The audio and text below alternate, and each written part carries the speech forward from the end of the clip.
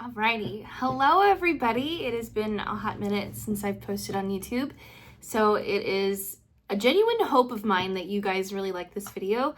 If you have been following me for some time, you would know that I have been a professional tarot reader for about 10 years online, 20 years in total practicing tarot. And I just recently have gotten really into astrology. I think it's because I just recently closed the chapter on my Saturn return about a year ago, and I am in a space where I want to expand my practice and talk more about topics that challenge me and get things outside of my comfort zone. So I definitely don't think that this video is going to be perfect, but I do know that this is going to be the start to a really fun journey and experience. And if this is something that you feel interested in tagging along with me for, then feel free to hit subscribe and we'll get this going. So today's video is going to show us what June 2024 will be looking like for us and how it will start to shape the future for the years 2025 into 2028.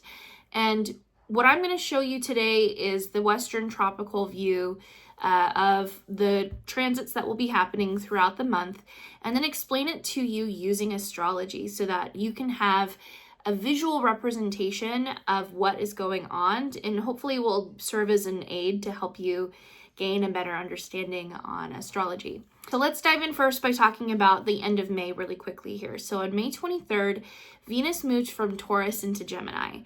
Now, Venus, represented with the Empress card, is a planet that represents love, beauty, money, and divine feminine energy, receiving things and transforming it into physical reality.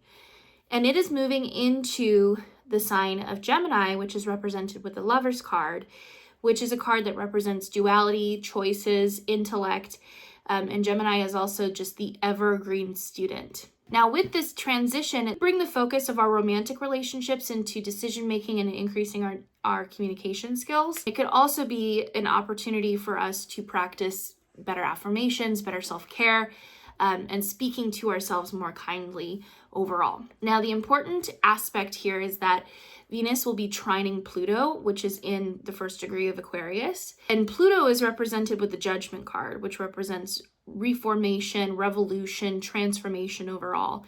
It's taking stock of the past and taking that information into the future. Pluto in Aquarius, which is represented with the star, Aquarius represents innovation, new ideas, expanding into the future via technology. So with Venus trining Pluto, this is just representing an overall transformation in the way that society collectively will speak to themselves through affirmations.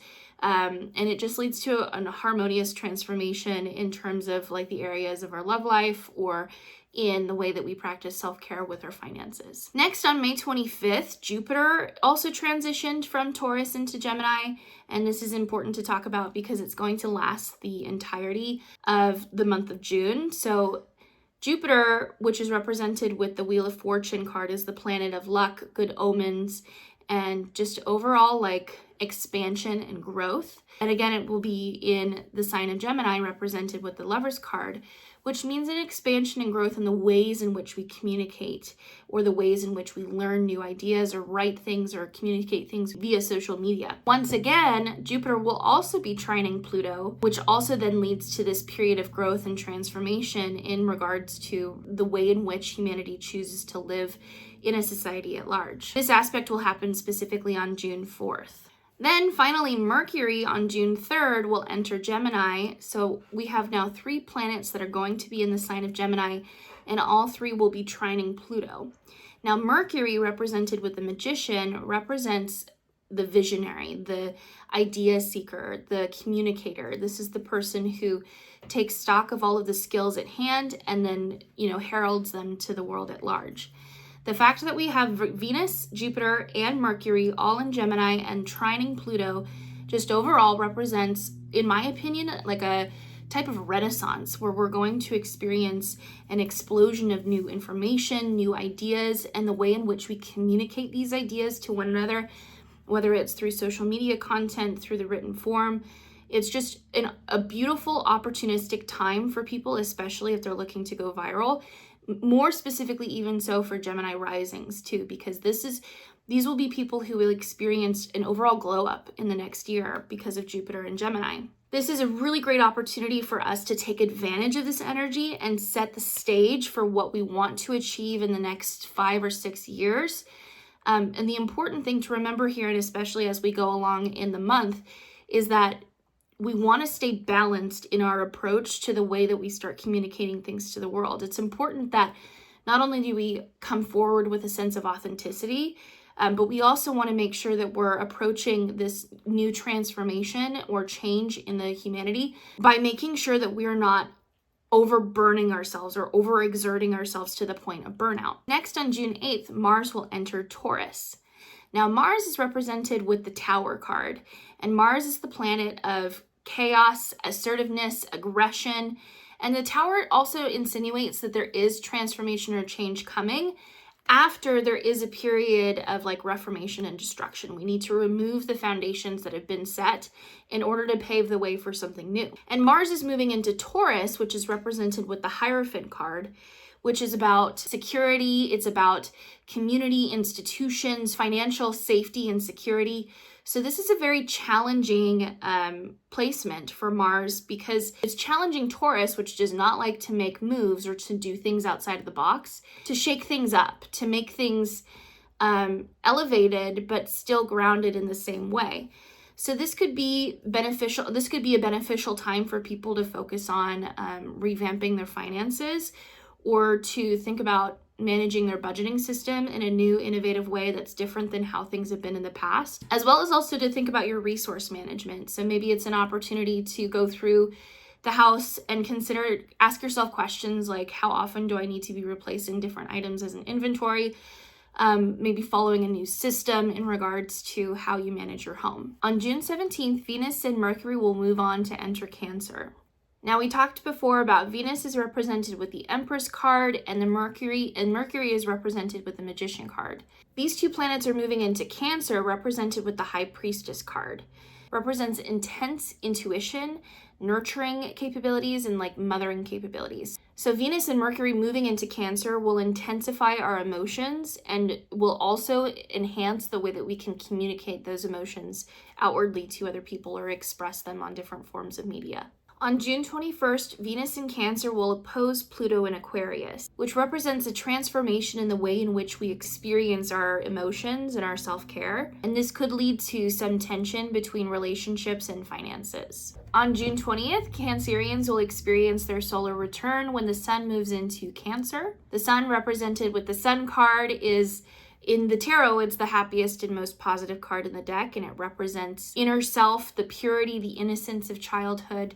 And it's also a representation of a reflection to the outside world of who we truly are.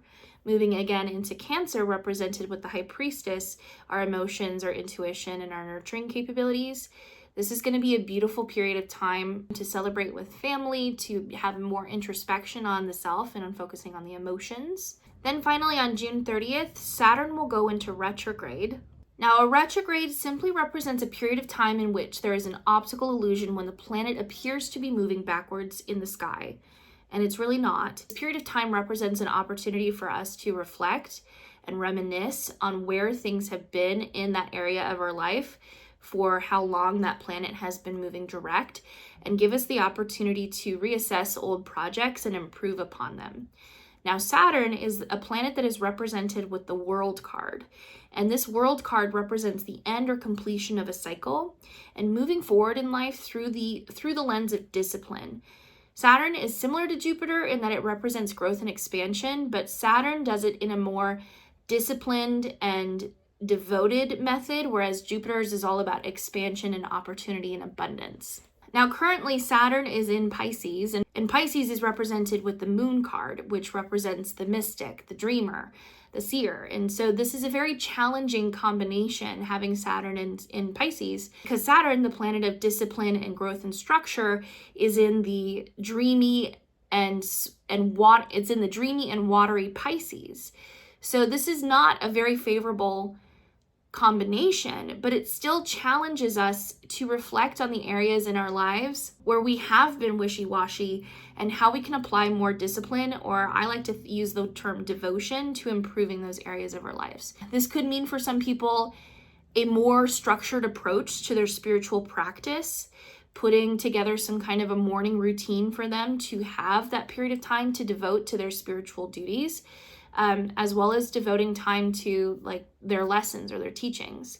Furthermore, it could be an opportunity for people to put a more structured approach to their shadow work or to their inner child work, because Pisces rules the hidden mysteries or secrets of the subconscious. Saturn will be retrograde until November of 2025. So this will give us an opportunity over the next year to really get deeply, ideally structured in how we commit to our spiritual practice. Now, like I said in the beginning of this video, how we choose to take advantage of these energies is going to lay the foundation for us for the next 5 or 6 years to come.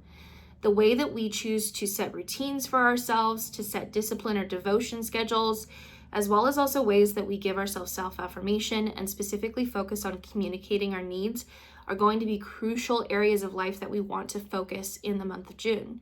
People could experience a lot of abundance and opportunity if they were to express themselves on social media.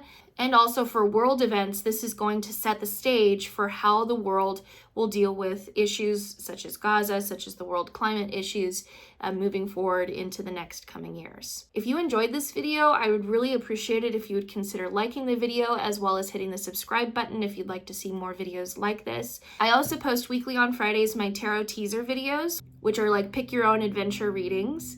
And I post more astrologically related videos on my other social medias on TikTok and Instagram. So if you're interested in any of that, I'll have that all linked in the description as well. And also, if you're interested in learning tarot for yourself, I am building my own tarot course. It is available for an early bird special, and you can get started for free with my shadow work and tarot course. All of that you can find linked in the description below. Thank you so much for joining, and I look forward to connecting again soon. Take care.